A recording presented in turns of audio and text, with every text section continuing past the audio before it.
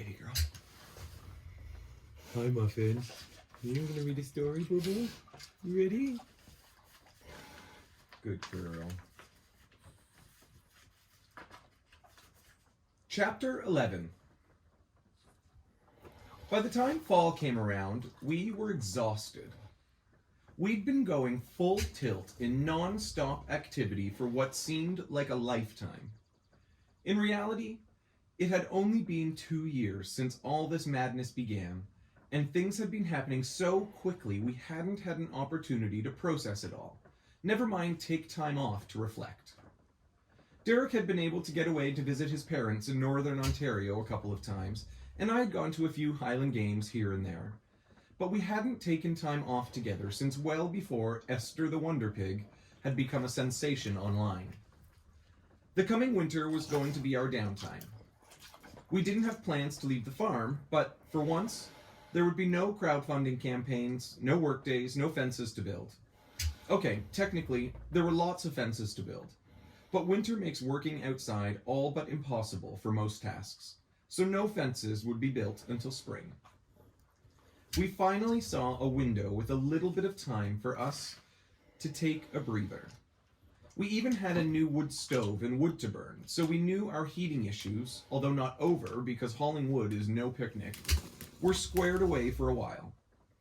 And hauling wood still beats a $1,200 monthly electric bill for so little heating that it still leaves you, your pig, and your pipes frozen. Compared to the previous 2 years, being basically alone on the farm for a couple of months sounded like an ideal holiday. But then I got an invitation from a foundation based in Exuma, in the Bahamas, to visit the world-famous swimming pigs, the latest viral travel trend. You travel to an otherwise deserted tropical island full of wild pigs that come swimming out to greet visitors arriving on boats. To us, obviously, this sounded like paradise. When we checked it out online, the pictures provided very much the same impression. We'd heard about this place for years. Every week, Esther's fans sent us numerous articles and photos with accompanying messages such as, "Have you seen this?" or "Esther needs to go swimming in the Bahamas." But there was also the occasional, "I don't like the looks of this, something's not right." Put a pin in that. You can bet we'll be coming back around to it later.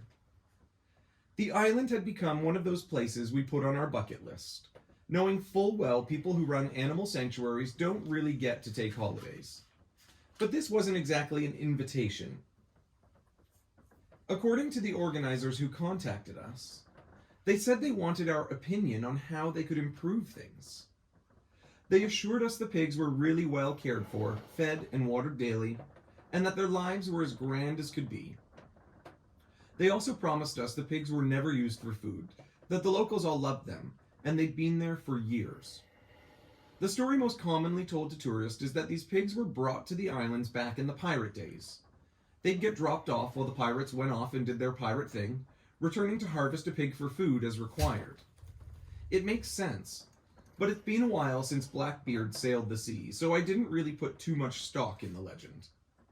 Regardless, I shared the info with Derek, who had been dying to take a tropical vacation since the last time I dragged him to Europe for 3 weeks. He loves to travel as much as I do, but he's much more of a peace and quiet kind of guy. Derek travels to kick back and rest in breathtaking environments, not to take your destination by storm, which, no surprise to anyone, is what I prefer. During our European trip, I had us scheduled to be in a different city pretty much every other day. We picked up a rental car in Amsterdam, then ripped through Germany, Switzerland, France, Belgium, and back to the Netherlands, over the course of a week and a half. We drank beer from a boot in Germany, jumped 300 feet into a canyon in Switzerland, and explored the Palace of Versailles in France. It was a dream vacation for me, but Derek's dream vacation involves palm trees and a wristband that entitles him to bottomless Pina Coladas all week. Exuma was our chance for him to enjoy just such a tropical paradise. And bonus, it also happened to have pigs we could swim with. The offer was for a 5-day, 4-night trip in the Bahamas. The organizer would cover our accommodations, get us to the pigs, and show us around. All we had to provide was our own transportation to the island. It seemed easy enough, and I let the excitement of the idea get to me before Derek brought up the fact that we now had a farm that needed to be minded if we wanted to go anywhere. Good point, damn it. Where was I going to find someone who could care for our house and our 650-pound daughter and manage the sanctuary? It was no small ask, but one person immediately came to mind. Her name was Kim, and we had met her, like so many others, via Esther's Facebook page. She actually responded to one of my tweets asking for a referral to a creative bakery that would craft a fun cake for Esther's 2nd birthday. Kim didn't know a bakery, but she sent pictures of a carved watermelon pig and offered to make it for us. We'd been in touch ever since, and Kim had more recently been coming to the farm frequently. We knew Kim was familiar with how things went in the barn. Esther was good with her, and Kim had been telling us to take a few days off for months. She offered her help all the time, but we weren't yet comfortable enough to leave. However, this Exuma trip was not only intriguing because it was in the Caribbean, but it was also only 4 nights. A trial trip, really. It wasn't one of the marathon 3-week vacations we had taken before. We'd really only be gone for little more than a long weekend. Kim happily agreed to step in for us while we traveled, and I excitedly confirmed our plans with the folks in Exuma. I recalled the skeptical notes about the island we'd gotten from some of our fans. But in today's world, it's normal to have virtually everything, no matter how objectively wonderful, attract some critics. We hadn't seen anything online that caused great concern, and I greatly hoped that the same would be true when we got there. We were scheduled to visit the island in mid-January. I hadn't used travel points in ages for anything, and since we'd moved, I'd spent a small fortune on my credit card. So I splurged and used my points to book us business class seats. We had everything organized and were confident we had covered all our bases. But you know how it goes. You don't realize you forgot something until it's too late. We had forgotten to consider one crucial detail: Shark Week. And I'm not talking about the Discovery Channel's annual week-long event. 2 days before we were scheduled to leave, the telltale signs of Esther's monthly lady days became apparent. She gets restless, goes outside at all hours of the night to patrol our fences, and challenges anyone who gets in her way. Forgetting this was a major oversight, and it nearly derailed our entire trip. We were super excited to get away, but we both also had a nagging sense of anxiety over the countless things that could go wrong. We generally had never left Esther for more than a day or two since she was a piglet.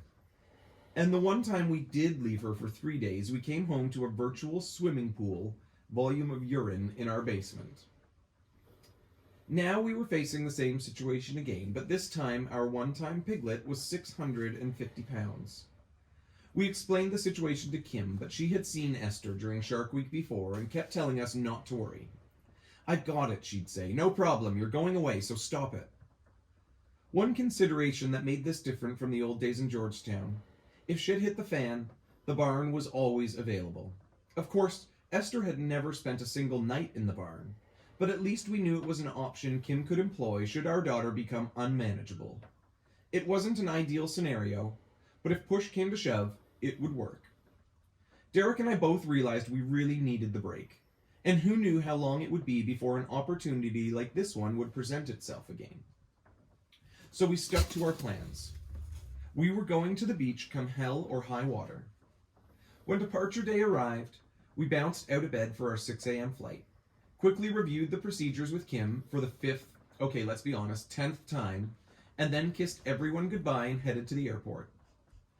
The flight was terrific, gotta love business class, and as we made our approach, the scenery was incredible. I had never been to the Caribbean before. The water around the Bahamas was just extraordinary. We were both so excited to get to the hotel and kick back with a cocktail. We arrived early Sunday and weren't going to see the pigs until Tuesday, so we would have almost 2 days to just do nothing. Heaven. We were met at the airport by Paula, a representative from the foundation, and she took us to the island. She was from Montreal, but spent a lot of time in Exuma, so she was exceptionally familiar with what was happening there. She showed us around on our way to the resort, about a 30-minute drive from the airport, and pulled into a gas station about 30 minutes into the drive. I figured you guys would want to grab a few things right away, Paula said. It's a holiday tomorrow, so everything will be closed. I didn't think anything of this and really didn't fully grasp what she'd said. Honestly, I assumed it was a souvenir store or something to that effect because she knew we wouldn't have a ton of time to explore the island otherwise. We're good, I said. All I need is my wristband and a pina colada. She laughed with me, but under her breath she added, I wish. Are you not staying at the same resort as us? I asked. She was there so much I thought maybe she stayed at an off-site condo or something. Oh yeah, she said, of course I'm staying there. But there are no wristbands involved. You gotta buy your own cocktails. My heart sank immediately. I told Derek we were heading to the villas at Sandals Emerald Bay, an all-inclusive resort. But there had clearly been a miscommunication. Paula explained that we were staying at the villas at Emerald Bay, a self-catering villa complex right by Sandals, but not in any way associated with the resort. The friggin' bay is literally called Emerald Bay, with two distinct resorts, the villas and Sandals. Ugh. I went from cloud 9 to being ready to cry in a fraction of a second. As Paula explained the misunderstanding, I could see Derek getting upset in the back seat. Eventually, he just got out of the car and walked into the store without saying anything. I excused myself and followed him in. He whirled on me as soon as I walked in. How did this happen? I have no idea, I said. It was all I could say, knowing full well my excitement about the potential holiday was totally to blame. I didn't bother to ask the right questions. I made assumptions, and every single one of them was biting us in the ass. When I initially Googled Emerald Bay Exuma, all that came up was the Sandals Resort, with a link on its page for the beachfront villas on the property. They looked spectacular, by the way. I didn't go any further. The organizers had told me we'd be at the villas at Emerald Bay, and I just assumed that was part of the Sandals Resort. Derek and I had traveled almost 2,000 miles to a Caribbean island under the impression that everything was taken care of for us. We hadn't budgeted $1.50 for a single apple from the grocery store, much less $15 for a pina colada from the hotel bar. So it's safe to say our visit had gotten off to a rough start. But the situation improved quickly. When we arrived at the villa complex, we discovered it was absolutely stunning. It was built by some big hoity-toity hotel brand and then sold as private units. Gorgeous. Our villa was basically a house. 2 stories with marble floors and rich mahogany trim on the doors and the ceiling. It had a master bedroom and a guest bedroom on the main floor. The master had a giant ensuite bathroom with granite counters and a huge glass party shower. Both bedrooms had exit doors that opened onto covered patios overlooking the garden. Upstairs was another bathroom and a full living room, dining room, and kitchen, all finished in a bohemian style. The ceilings were vaulted and they anchored large ceiling fans shaped like palm trees.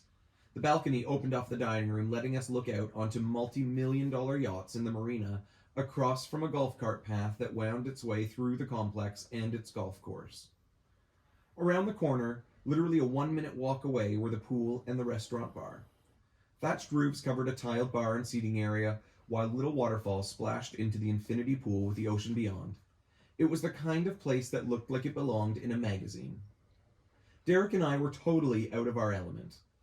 Everyone loves nice things, but nice usually means very expensive. We sat down for dinner and saw one item on the menu we could eat, a chickpea curry dish served over rice. It was delicious. Derek even convinced me to order my first island pina colada in God knows how many years. We sat out by the pool for most of the evening, taking in the view, slowly drinking our ridiculously expensive drinks until close to midnight.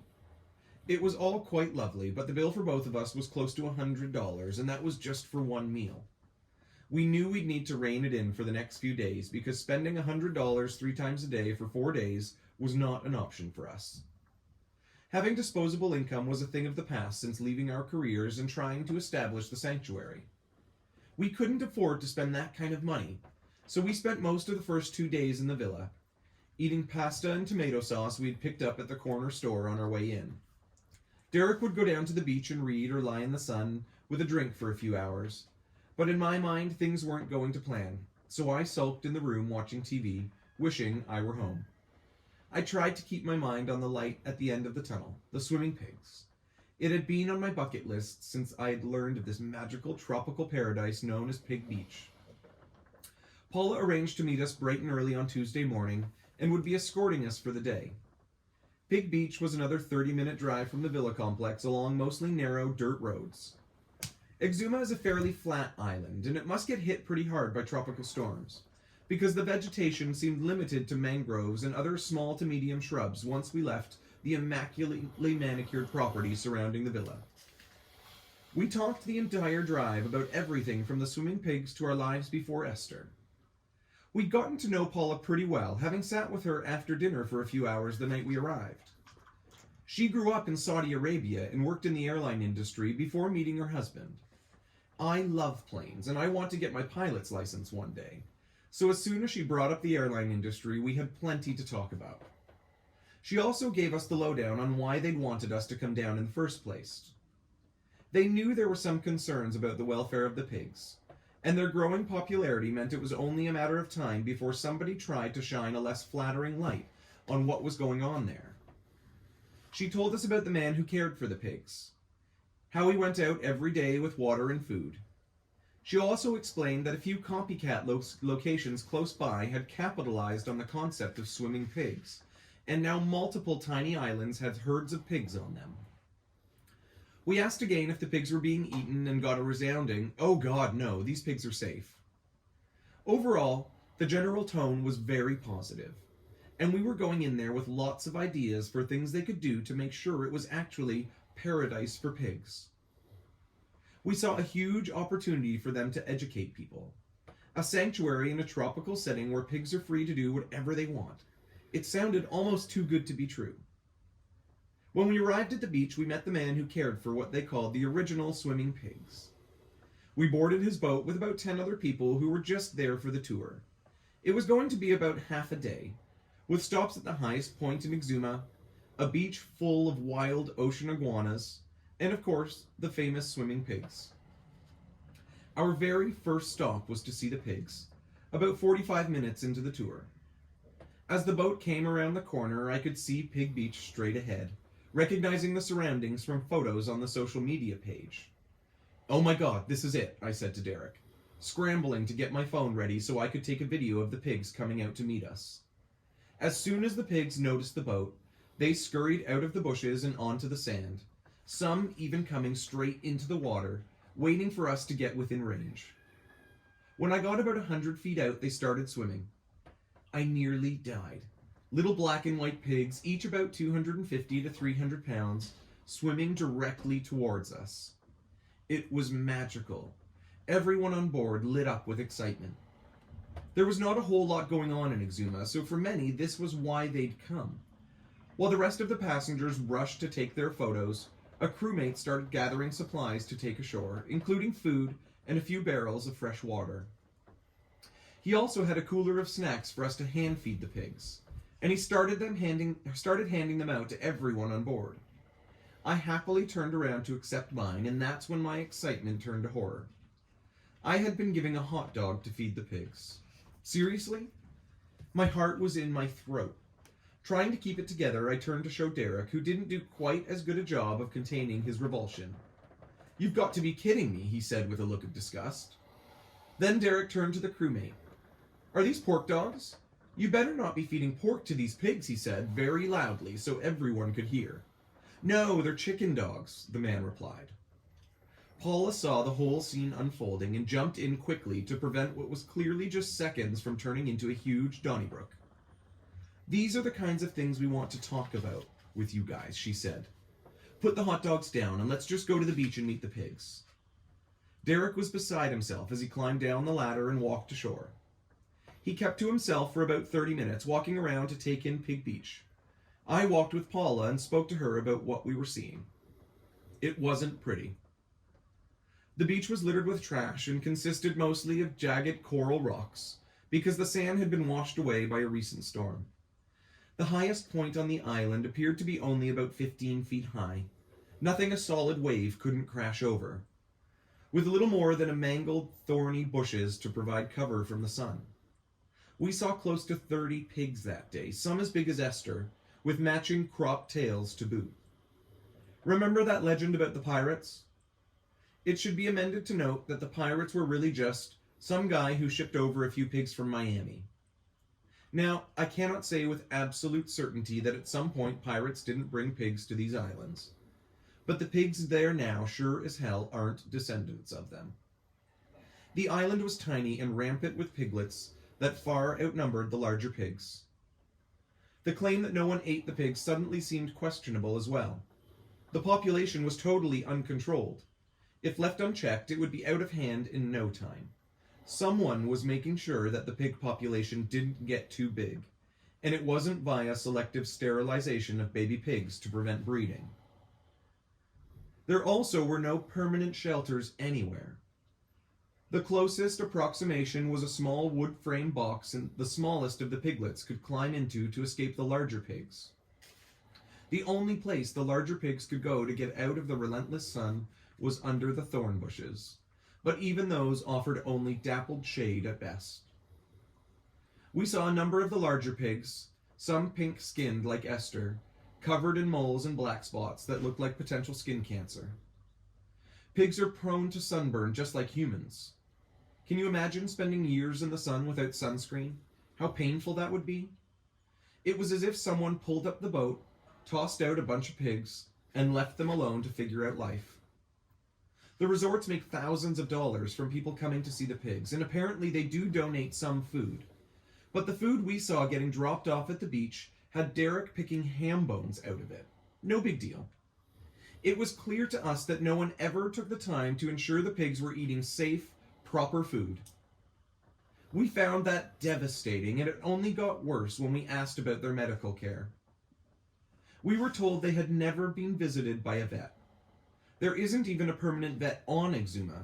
At least there wasn't when we went. Never mind a vet to take care of those poor pigs. Everything about Pig Beach was the opposite of what we had thought it would be. The pigs were still beautiful and full of personality, but they weren't living in paradise by any stretch of the imagination. It became obvious that the man who cared for the pigs was now aware of who we were. I don't think Paula had been totally upfront with him about the fact that she was bringing 2 vegan animal advocates to see his operation. He was clearly frustrated. I'm sure he assumed we were going to be troublemakers, but that's the last thing we wanted to be. We knew if we kicked up a fuss, it would be the pigs that would suffer. Rather than pointing fingers and blasting the guy, much as we desperately wanted to do exactly that, we knew we had to take a diplomatic approach. Yes, believe it or not, I am capable of that on occasion. Our mindset, from all the brochures of this place, you'd expect to see pigs in paradise. And while that was partially true, the pigs did live on a beach in the Bahamas, it was so far from paradise. Their living conditions were atrocious. The inbreeding was rampant. They had fresh water only while people were visiting on the island. The rest of the time, they were fresh out of luck. The poor pigs were out there being burned to a crisp every day. The business owners said they had shelter in a controlled area for the piglets, but they didn't. The shelter was prickly bushes that provided almost no shade, and the controlled area for the piglets was a few pieces of wood with gaps too small for the large pigs to get into. The small piglets could go in, which was okay, but nobody else could. We had been at Pig Beach for close to an hour when the captain said it was time to leave for our next stop. I went to get Derek, who was gathering garbage on the beach to distract himself from the scene around us. He had tears in his eyes as we got on the boat to pull away. I think we both felt as if we were letting the pigs down. We had inadvertently become supporters of something we knew was wrong. Paula spoke to the captain during the ride to our next stop, and the captain came over to me as they tied off the boat so everyone could go ashore. There was nothing at this spot. It was a tiny island with a big hill, the highest point in Exuma, and cliffs dropping off into the ocean on the other side. It was just a beautiful photo opportunity. I strolled around with the captain, expressing our concerns. I could tell he was worried about what we had to say, but deep down there was also a hint of genuine concern. I could tell he loved those pigs, and in that moment, I actually started to feel bad for him. I now knew firsthand how expensive food was down there. Nobody can afford to spend $1.50 on an apple, especially if you're buying 250 to 300 apples a week. And that's just piggy snack food. Never mind getting your hands on nutritionally balanced pig meals. It costs us about $10 for a 25-kilogram bag of pig feed.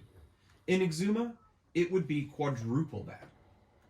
The captain told me about issues with the local government, about getting permission to build appropriate shelters. It was starting to seem like he was doing the best he could, but that he had very little support from local officials. The resorts were bringing in huge amounts of money as a direct result of these pigs, but it was too much work for them to ensure donated food got separated so the pigs wouldn't be eating pigs. And the Bahamas Ministry of Tourism had posters all over the islands, in magazines and online, but it couldn't assist with the construction of shelters, or even help persuade other governing agencies to grant permission to the pigs' caretakers to build them? And what about the Humane Society? Where was it in all of this? And why was it that these pigs, who brought money into the islands hand over fist, couldn't even get an appointment with a veterinarian?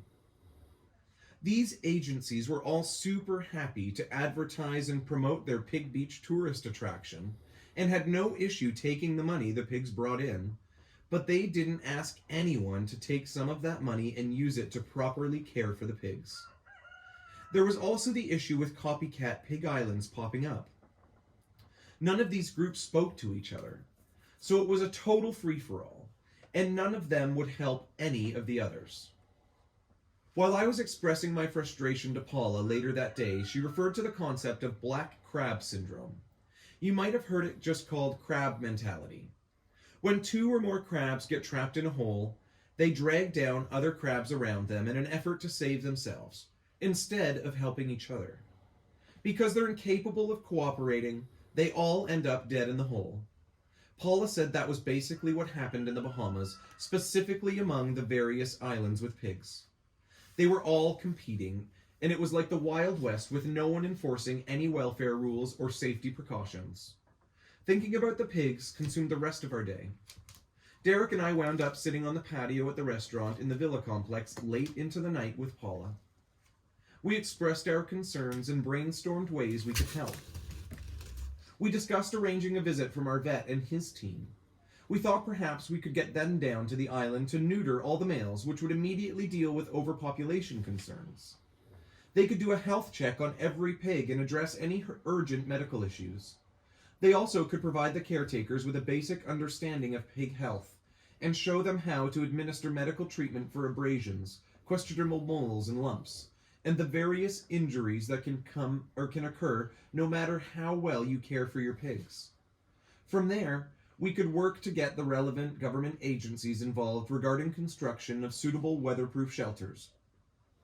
We could hold the Humane Society accountable for providing the required ongoing and emergency medical support currently unavailable to the pigs.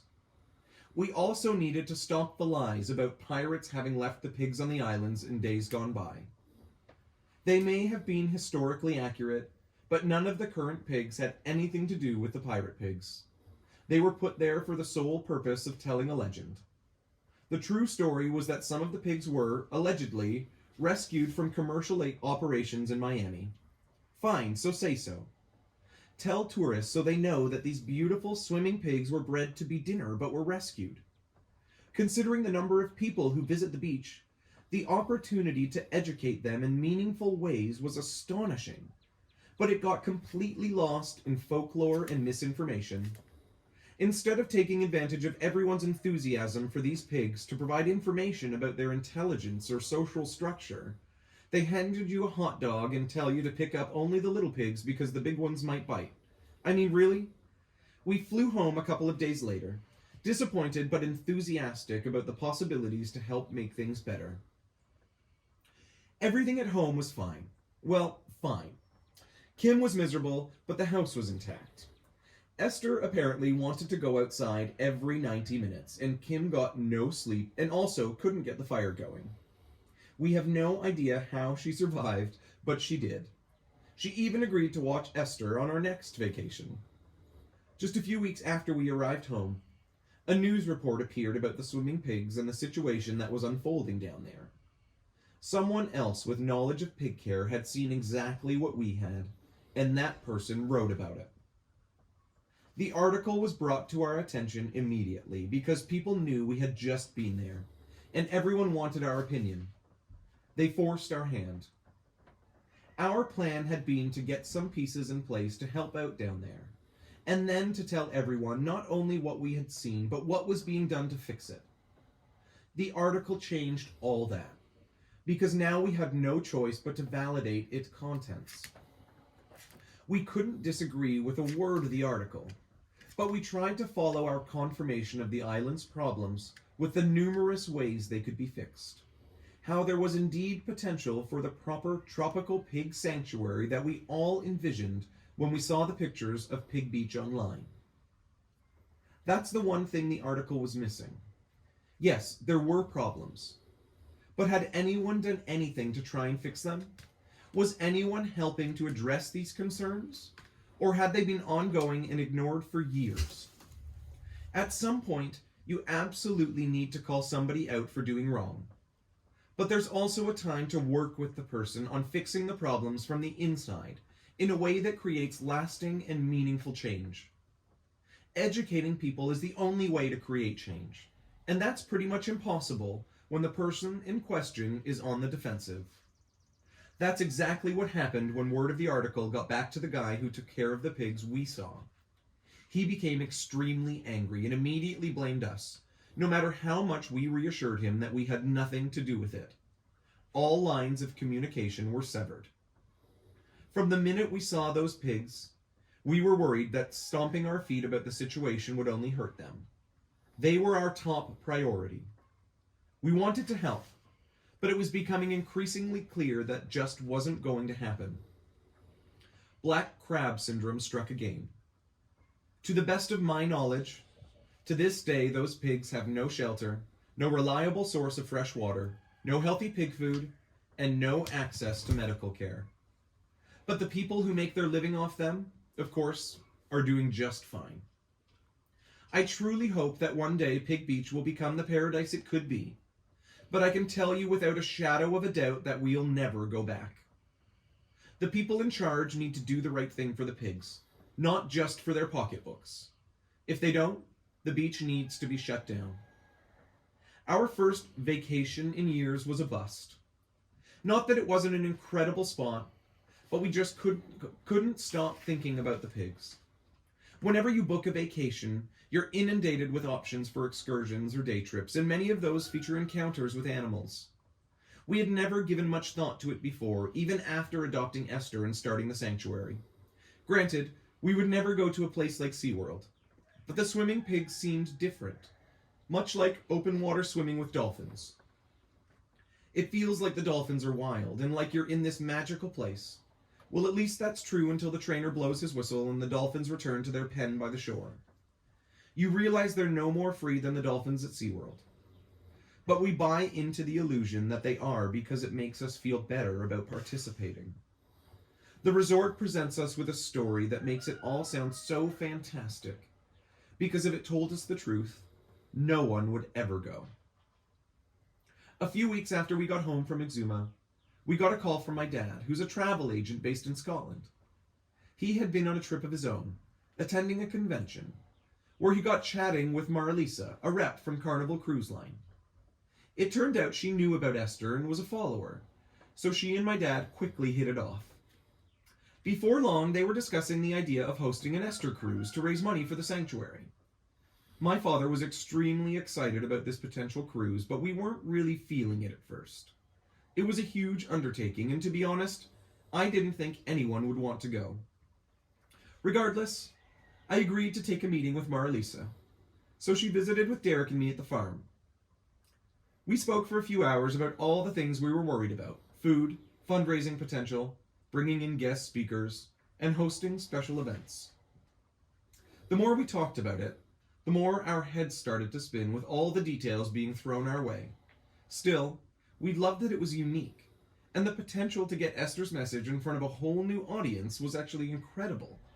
So we took another leap of faith and secured 250 cabins.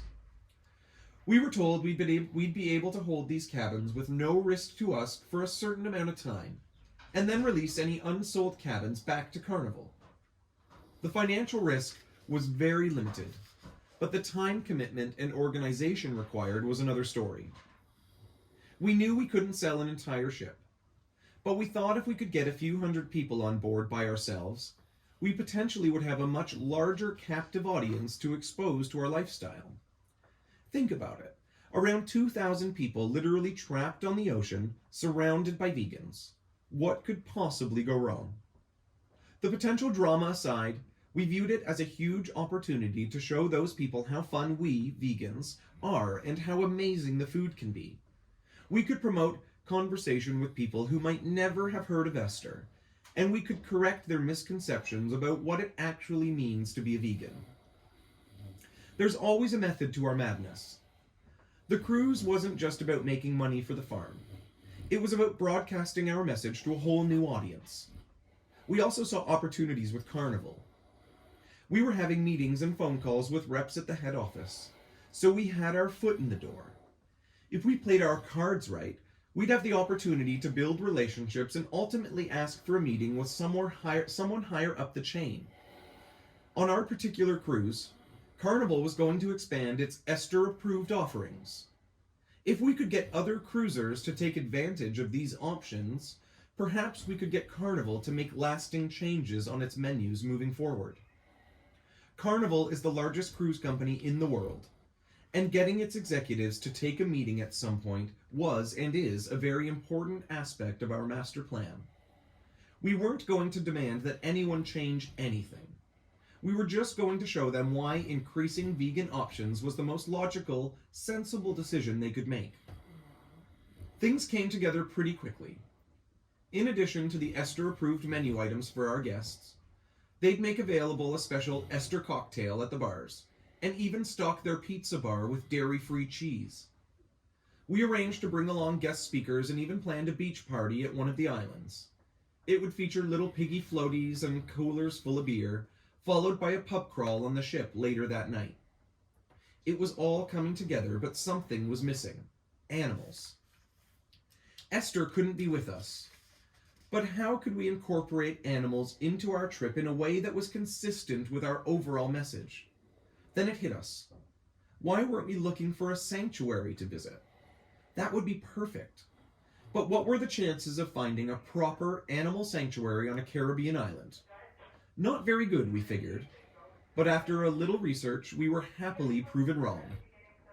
We found a donkey sanctuary in Aruba, which happened to be one of the islands the cruise was going to visit. We contacted the managers to see if they would be open to having our group come for a workday instead of just a tour, so we could actually help out. We didn't just want to go scratch a bunch of asses. We wanted to do something meaningful. With the sanctuary on board, we had nailed down our itinerary and were ready for the first annual Esther cruise. The reaction was amazing.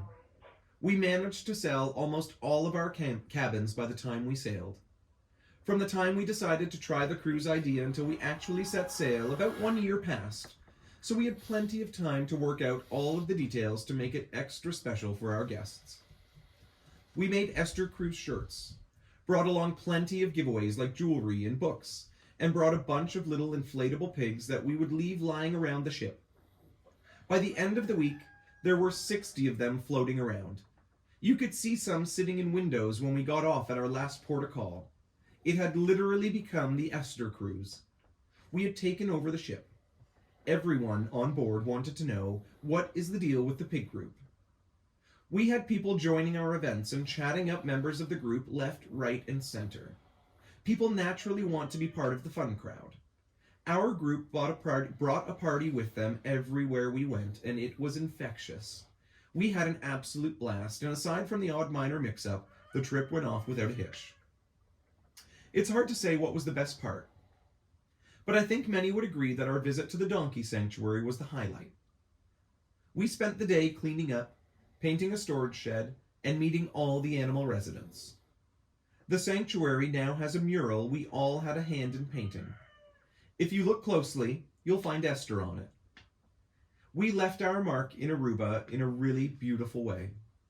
We were able to donate a few $1,000s to the sanctuary, thanks in part to a suggested $20 donation we requested from each guest, but also thanks to the amazing bus company that drove us from the ship to the sanctuary.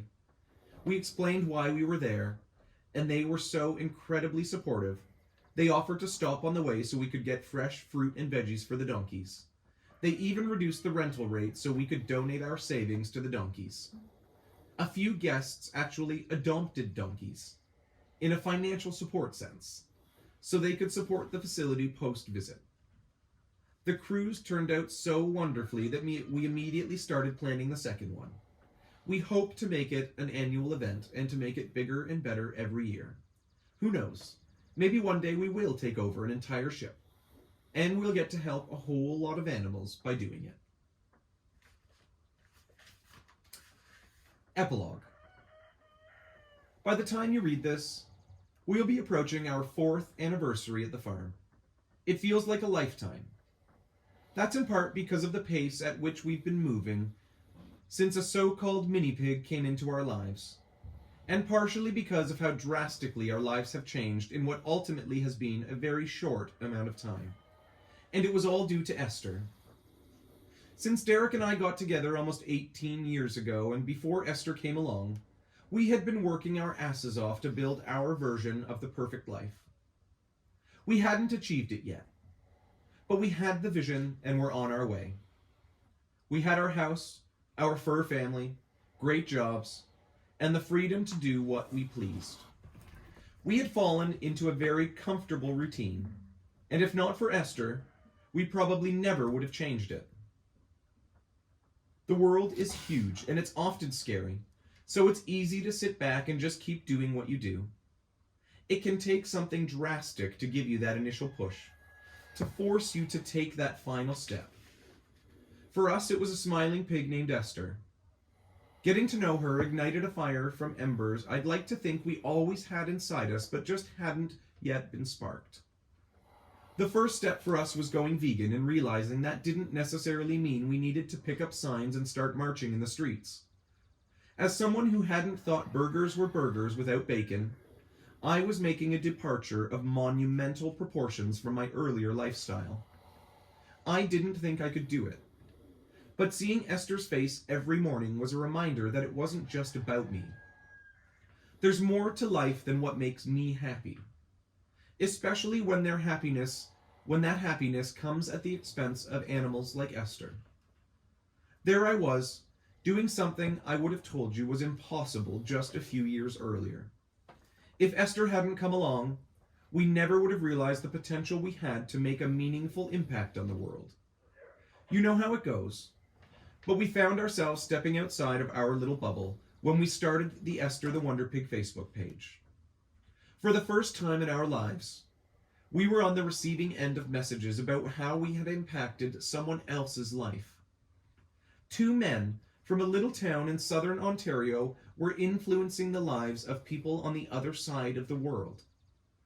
Realizing that you have the ability to do something you never thought you could is unbelievably empowering in its own right. Finding out you can help someone else do the same thing just takes it to a whole new level. This was what allowed us to follow a path that seemed impossible, even to the people who knew us best. Leaving behind everything we thought we wanted, starting a brand new life we knew nothing about, specifically running a sanctuary. Some friends laughed at us, and some left us. But much to our surprise, the majority stayed with us. They became the most amazing cheerleaders as we set off on this new adventure. Such rapid change is still scary, but it's also exhilarating. We've learned new things, met new people, and found a confidence in ourselves we thought was reserved for those corny motivational posters in office buildings everywhere.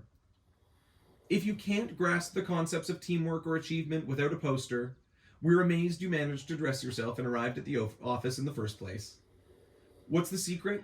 Was it magic piggy powers? Or did we just set a goal and get to work trying to achieve it? Our actions were inspired, certainly, but we had to make them happen on our own, inspired or not. There was no special potion. We just followed our gut instinct, even when most other people thought we'd fail. As Esther's pages continue to grow in popularity, so too does the number of ways she's making her mark on the lives of people she connects with. We have made a conscious effort to maintain an upbeat, funny tone on our pages. We've refined the way we present our message to make sure it remains positive and engaging. We focus on building relationships with people, but those relationships are not with us, they're with Esther. We do our best to empower her fans with information and stories that help them understand why we do what we do. But we're extremely careful to do that in a way that's not off-putting or preachy. We found that to be the most engaging way of promoting a vegan lifestyle to a broad spectrum of people. We had a lady from the southern United States write us with thanks for teaching her young sons that it's okay to have two dads, and let them see that families might look different, but fundamentally we're all the same. That's the sort of lesson we never intended to communicate through Esther. It's just a fortunate byproduct, but we're thrilled it worked out that way. We also had a lady from Ottawa, Ontario, let us know that not only had Esther's photos become her happy place when she was having a bad day, but they had also become a means to communicate with her mother, who was suffering from dementia. One day, the lady was sitting beside her mom's hospital bed, watching a video on her Facebook page, and she decided to show her mother the screen. They both sat there smiling at a video of Esther doing her thing, opening the fridge and harassing Derek for a bite of whatever he was eating. This supporter said it was the first time in months she had seen her mom smile, and it meant the world to her. Who knew a pig could mean so much to so many people? Esther has an uncanny ability to make people happy. Forget about everything else for a few minutes, and just have a laugh. That has been our goal from the minute we realized we were becoming accidental activists. We knew Esther alone had caused us to reevaluate our lives. Watching her walk side by side with our dogs, establishing herself as a member of our family, and growing into her larger-than-life personality has been all we've needed to see for her, all we've needed to see her for what she really is. She's really no different from a typical companion animal such as a cat or a dog. We just didn't know that until we knew her. And once that happened, we knew that if other people got to know her as we did, and saw that amazing smile for themselves, maybe they would start to see things differently too. We acknowledged the crazy misconceptions around veganism, and rather than feed into them, we distanced ourselves and came at them from a different approach. No one wants to feel pressured. No one wants to be lectured, to be made to feel like a bad person. Our objective has never been to communicate, "We're vegan and you must be vegan too." We just wanted people to fall in love with a pig and start asking their own questions, and that's what has happened. People started to feel like they were part of something. Small communities of fans have since created their own pages to discuss all kinds of stuff. They discuss everything from Esther's latest posts to one another's favorite brand of plant-based milk, because they're trying to eliminate dairy from their diet. It's incredible. And it's all because of the sense of inclusivity we create on the page. We support people when they ask questions, and when they share a milestone such as giving up pork or beef as they work towards an Esther-approved lifestyle. Even that term was created with the intention of being approachable. It's meant to open up a conversation, not to announce and edit. Our message has always been one of kindness and positivity. Everything we've achieved has been because we approached it with kindness. 99 times out of 100, upon hearing the term, someone will ask, "What does Esther approved mean?" That doesn't happen when you just straight out tell someone you're vegan, because people have preconceived notions about that. Some respond well, whereas others conjure up images of someone throwing flour at Kim Kardashian for wearing a fur coat and immediately view you as an extremist, even though she's the one wearing the skins of a few dozen animals that were likely electrocuted and possibly skinned alive to avoid damaging the fur. Standing up for those animals doesn't sound so extreme when you look at it that way. Unfortunately, we aren't programmed to do that, thanks to the incredible marketing campaigns of the fashion industry. Similarly, we wouldn't stand up for a pig that was destined to become dinner until we got to know one. You can't demand that people do something that goes against what they've been taught their entire lives. You need to teach by example. You need to open up your life to how beneficial this lifestyle is for humans and animals alike. Through that, you will inspire people to change. We also fine-tuned the messaging on our social media pages, giving a highly specific tone and direction. Esther's Kitchen has evolved into its very own community of people. Tens of thousands of people just like us, who are looking for ways to make their kitchen kinder and healthier. We constantly provide new recipe ideas thanks to our amazing friend Chef Linda, who has cultivated a warm, welcoming place for people to learn how easy it is to start substituting products and making Esther-approved meals at home. We've kept the focus on very familiar, family-friendly meals, because that's what the average person wants to eat. We left the fancy kale salads and quinoa burgers to the more advanced chefs. The Esther's Army page has really taken on a life of its own. Its original purpose was to promote the crowdfunding campaign when we were trying to buy the farm. We knew the campaign would require some serious marketing, but we didn't want to dilute Esther's page with post after post about Indiegogo. Esther's Army let us tell people what they could do to help without having to use our main pages as much. We could post memes and various calls to action that would help us spread the word much further than we ever could have on our own. By the end of the campaign, that page had more than 10,000 people on it, all working together to achieve a common goal. When the campaign ended, we had a huge network of people and nothing for them to do. At the same time, we received a massive influx of messages to help find homes for animals all over the world. People knew we were opening a sanctuary, and they wanted to send us animals. We got messages from all over Canada, the United States, and even Europe, asking us to take in a pig here and a horse there. We wouldn't be able to help the vast majority of these animals, if for no other reason than geography. But we had our army, and they were situated all over the world, so we decided to put them to work again. Esther's Army has become a relocation, rehoming, and advocacy powerhouse directly involved in the placement of almost 350 animals just in the past year, across dozens of countries. But we didn't stop there. We also used that page to do sanctuary spotlights, sharing information about various sanctuaries around the world and the people who run them.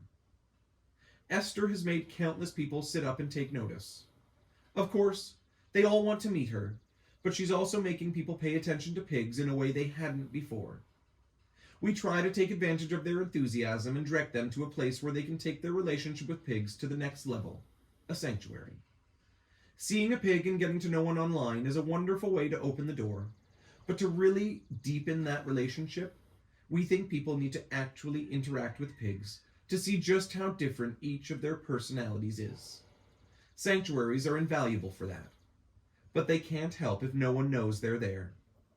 We got lucky, we know that. Most sanctuaries do not get the exposure we've been able to create via Esther and our Happily Ever Esther Farm Sanctuary. But we think it's really important to remind her fans that they don't need to wait for a chance to visit Esther. There are other sanctuaries just like ours all over the place.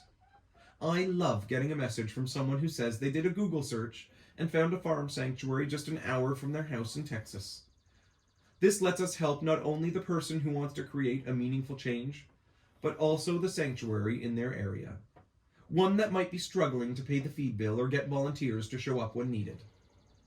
I cannot even begin to fathom how someone could do this on their own, or even with a very small group of dedicated supporters.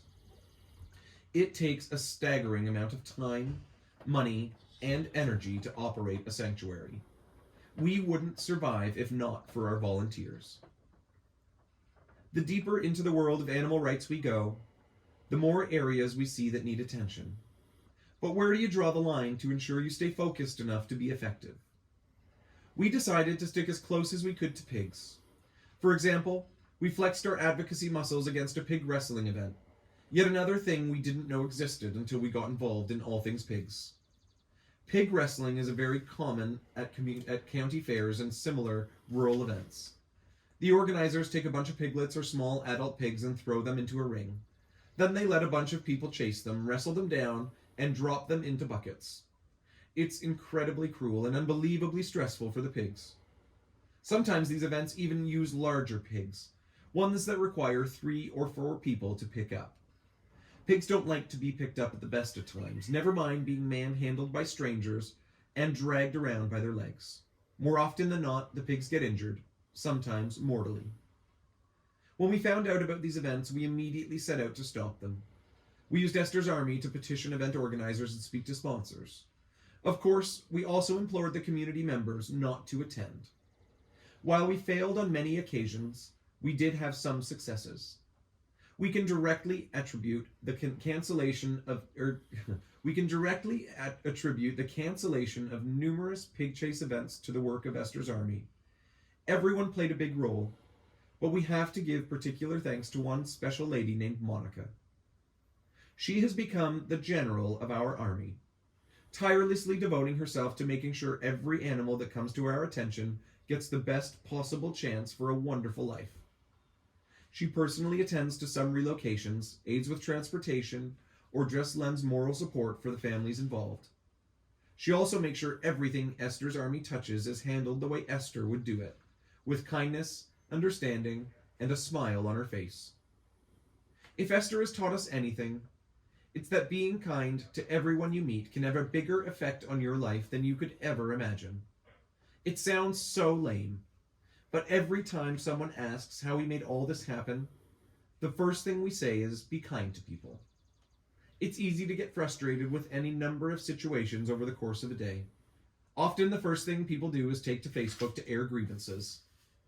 We've been the subject of many event posts from various activists, sometimes even sanctuary founders, who were upset about one thing or another we did or said. We learned very quickly that you can't please everyone, and complaining about it just drives a wedge between people. There's enough negativity in the world, so make it your mission to be nothing but positive. Give people a break from the everyday downer news stories. Make someone smile for a change. Stay focused on your goals and believe that even when your closest friends think you're insane, anything is possible. Our sanctuary has continued to grow, with new animals moving in on a regular basis. All of those visions we had in our heads are coming to fruition. The barn has been freshly painted in a traditional barn red with gleaming white trim. Our fences are up and the stone walls are starting to look like walls again, not just big long piles of mossy rocks. We are settling into our new life, and Esther couldn't be happier. We followed her lead. I don't know about Derek, but I still pinch myself more than once a day to make sure it's not a dream. As I sit here typing these final words, Esther is sleeping soundly on her queen-size mattress in the sunroom beside the table where I work.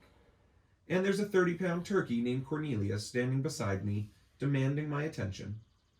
Just a typical day in our magical life. A life made possible thanks to a wonder pig named Esther, and a smile that's changing the world. Hey, boo-boo. Hey, baby. Yeah. That's special.